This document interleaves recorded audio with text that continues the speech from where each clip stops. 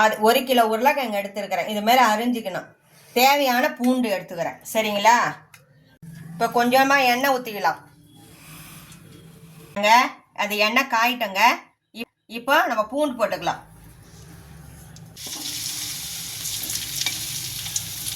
இது மாதிரி உருத்து கொட்டிக்கங்க.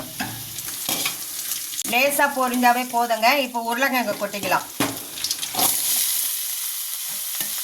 உருளைக்கிழங்கு போட்டுட்டேங்க.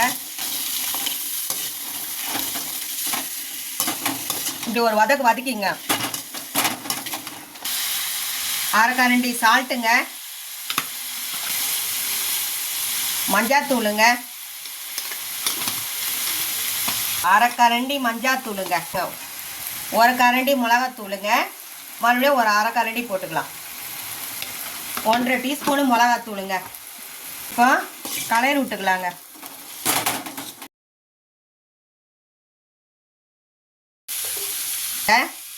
ஒரு கிளாஸ் போதுங்க தண்ணி. அவ்வளோதாங்க. நீங்கள் வெந்த வெண்ணெய் பாருங்கள் எப்படி இருக்குன்ட்டு. தண்ணி எல்லாம் சுண்டிச்சு பாருங்கள் இப்போ. சரிங்களா? இப்படி சுண்டிட்டாவே நல்லாயிருக்கும். புளி சாதத்துக்கு, லெமன் சாதத்துக்கு, எல்லா சாப்பாடுக்குமே வச்சுன்னு சாப்பிட்லாம். எல்லா சாப்பாடுக்கு தான் போட்டு நீங்கள் பெசஞ்சு சாப்பிட்டீங்கன்னா நல்லாயிருக்கும். இதேமாரி செஞ்சு பாருங்கள். நன்றி, வணக்கம். எங்களுக்கு ஆதரவு கொடுங்க.